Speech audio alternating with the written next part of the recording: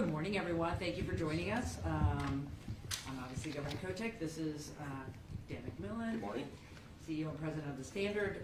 Very happy to be here. We've just had our first meeting of the Portland Central City Task Force, and we're happy to take questions. Thanks. I'm Julia Shumway with the National Chronicle. Why are these meetings happening behind closed doors? This is our first meeting, and while there's a full task force, there will also be committees. I think what's really important is to hear all perspectives and have all conversations put out on the table to move us forward and solve problems that are challenging this central city. And we are offering ourselves as communicators of those meetings because we want to make sure people can have the conversations in a way that will, frank, confidential conversations. But the information that will come out will definitely be made public. It's not like we're hiding what the conversations result in and the recommendations and the action plan. So that will be very public as we go forward, and we're not going to wait till the very last meeting. You will see information as we go. So, Governor, is that the ultimate outcome you see from this as an action plan, a set of recommendations? Like, how is this going to come forward? 3 meetings kind of feels like a small amount of meetings to put forward an entire action plan to save a city. But what are the deliverables you're envisioning? It's a great question. First of all, Dan and I don't like task forces, per se.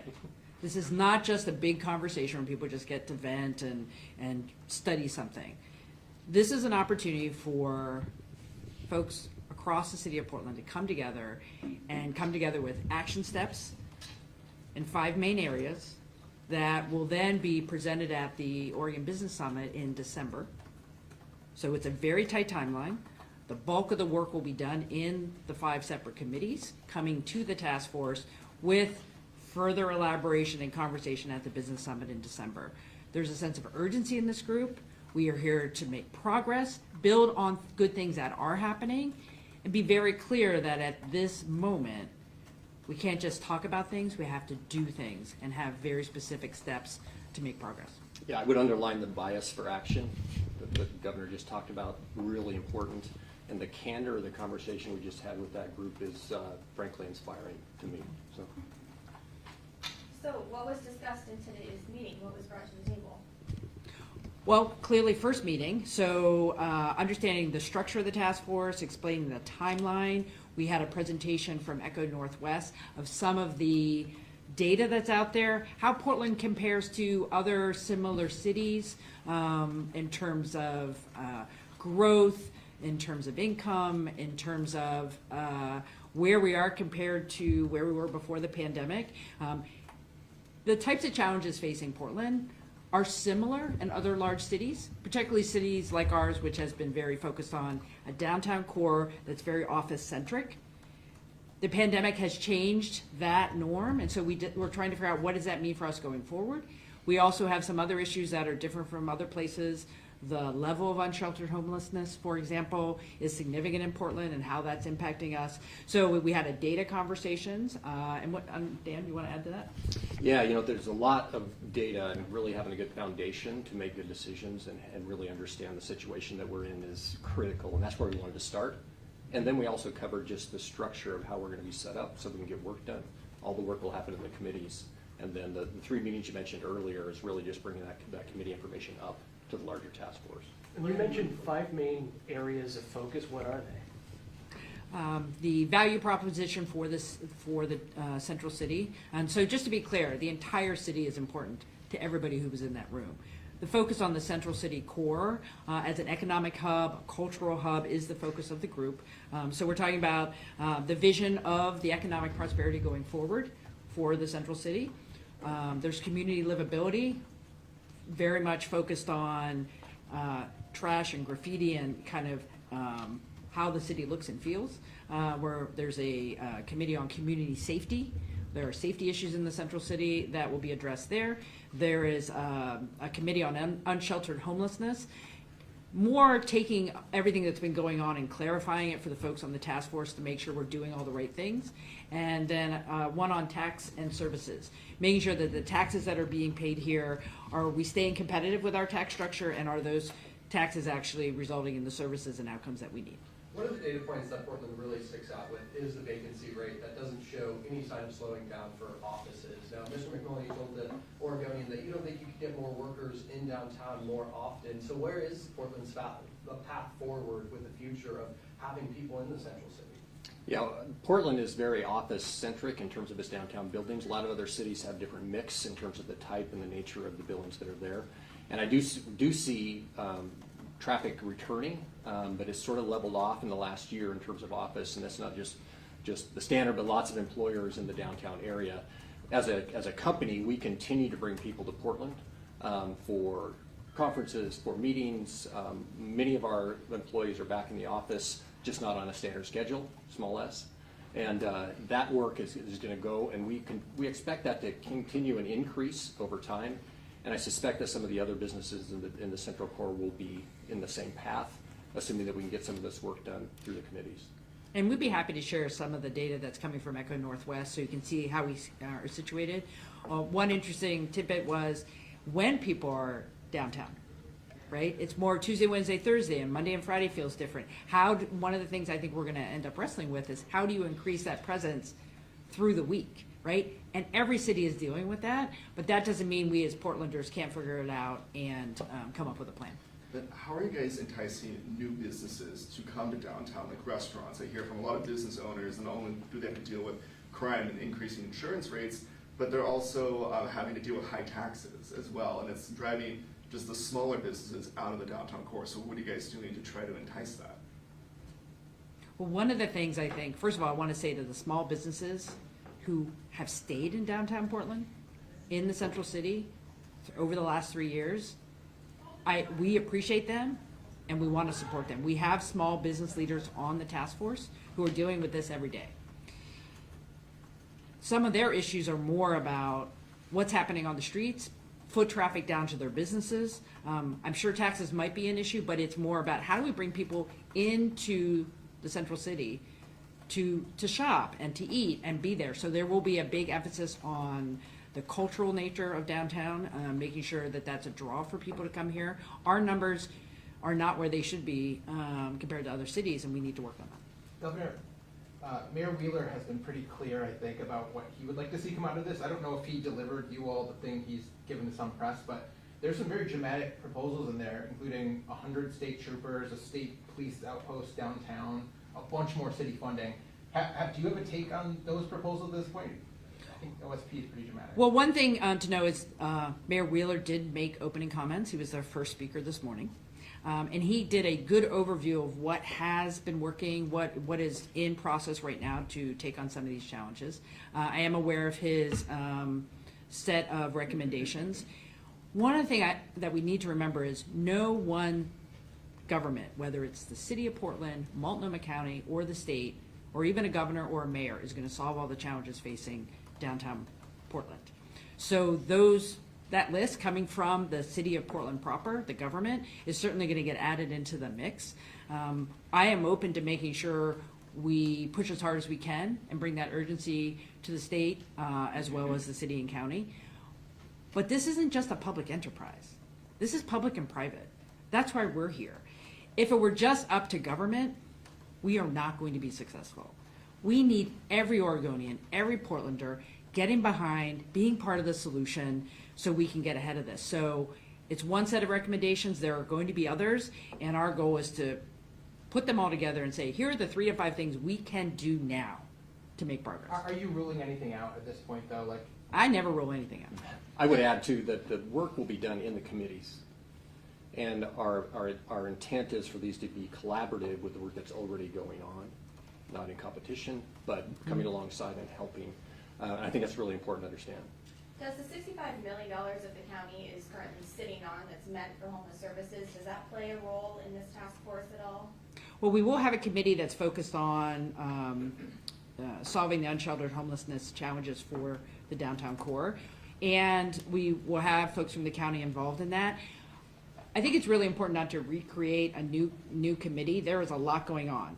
There's already conversations at the county about the $65 million. So we want to bring it into the conversation, get additional feedback.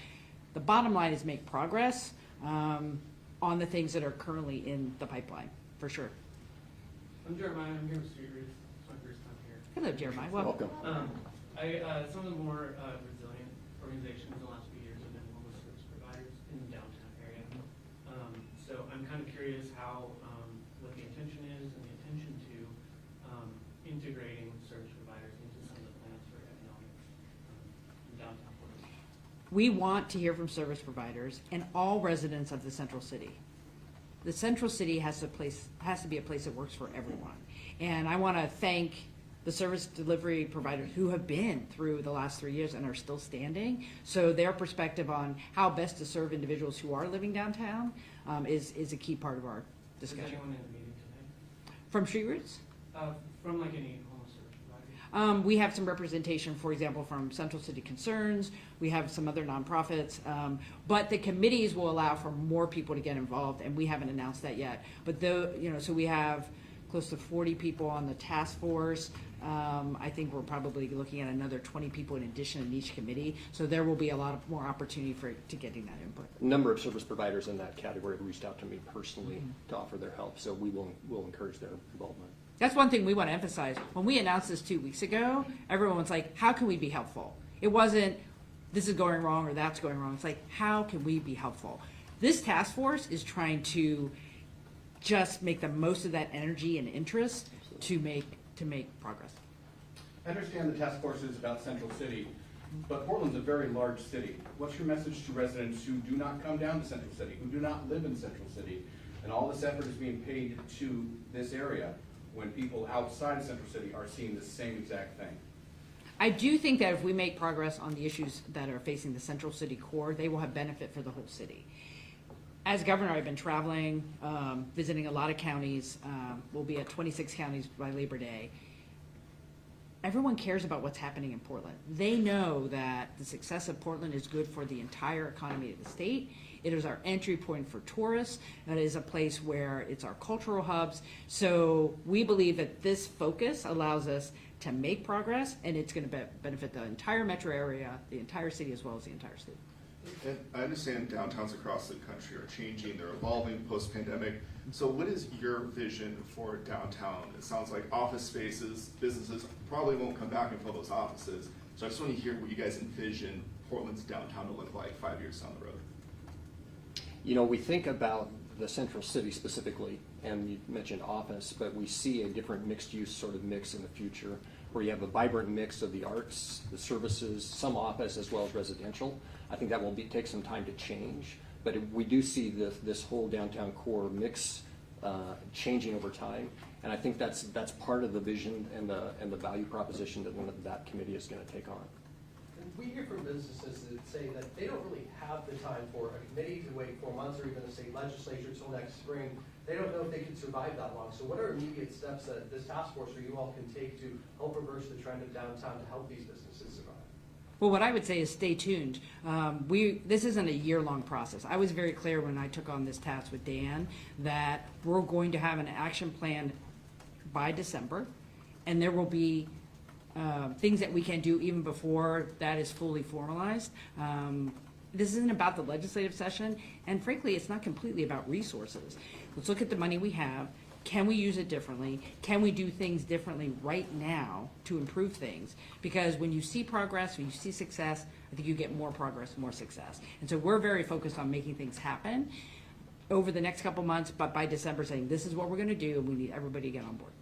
And what are you doing to keep these conversations and the task force meetings and the subcommittee meetings focused on action as opposed to devolving into venting? Well, I want to thank the larger business community. These committees will be staffed. We have access to data. We're trying to support the committees to do their work because everyone is busy. So when they are meeting, we're going to help them be productive and then have feedback loop of what they need. Like out of this meeting, people are like, I'd love to have this data point or that data point. So we're trying to get more information so each committee can be successful in an efficient, effective manner. Even the original tenor of the conversation today was very solution-focused and forward-looking. And so I think we really set the tone this morning for what's going to be the plan going forward, what things can we do immediately, where's the sort of low-hanging fruit in terms of what's going on, and what we'll be doing in the future, and how do we line that up and execute on it. What sort of things can you do immediately? Well, I would just say stay tuned, just the first meeting, but we're hoping to have updates as we go along and not just wait, 4 months from now. So we'll try to figure out that communication to all of you to give you updates as we move forward. Here's what I know. I think Oregonians and Portlanders are amazing, right? They love their state, they love their city, they are all willing, the folks who are here want to stay here, and they want it to work, and we're just providing an opportunity to focus all that energy and interest to get some very specific action steps. I have time for 2 more questions. Is there any concern that people having to go back to the office downtown, that you're gonna lose workers because they don't wanna go back into the office setting? I mean, working from home has been working well for a lot of people. Yeah, I think every business, it's a different equation. It's really difficult to paint that brush broadly. Some businesses, that would be the case. Some businesses have really figured out when do we need to be together to collaborate and communicate, what functions actually do better from a remote environment, and each business has to make that decision. I think the leaders of that business have to decide whether they're going to have turnover based on those in-office requirements, and you see some of that going on around the country today. And all employers across the state are dealing with that. State of Oregon is dealing with that. We're a major, we have 40,000 plus employees. How do the world change with the pandemic? Some things can be done virtually, some are hybrid. I think what we should keep in mind too is the way the Central City was first developed, it's very office heavy, with transit really focused on bringing people into the city. We have to rethink how we've been doing things because the world changed with the pandemic. Portland is going to change with it, and we just need to figure out what those strategies are. And I think it's going to mean a lot more people living downtown, not just working downtown. And then what will it take to change downtown Portland's image to the rest of the country? It'll take Portlanders and Oregonians to work together, but nationally, what is it going to take to say, hey, downtown Portland's different than what you saw in the news in 2020? I think, and the governor probably has something to add to this, but steady progress. One of the things we talked about this morning was communicating quick wins and making sure that we are documenting and communicating the progress that's been made coming out of the task force very clearly so that people can see the work that's going on, literally. Yeah, and we're going to have metrics. We want to see more foot traffic. We want to see fewer overdoses. I mean, things that we can quantify and show that progress. When should we expect updates of what was discussed today? I can't answer that right now, but we will get back to everyone and give you a sense of that. Our goal is to be the chief communicators, so you can expect media avails after every main task force meeting, but we'll also provide information as we go. So. Thank you.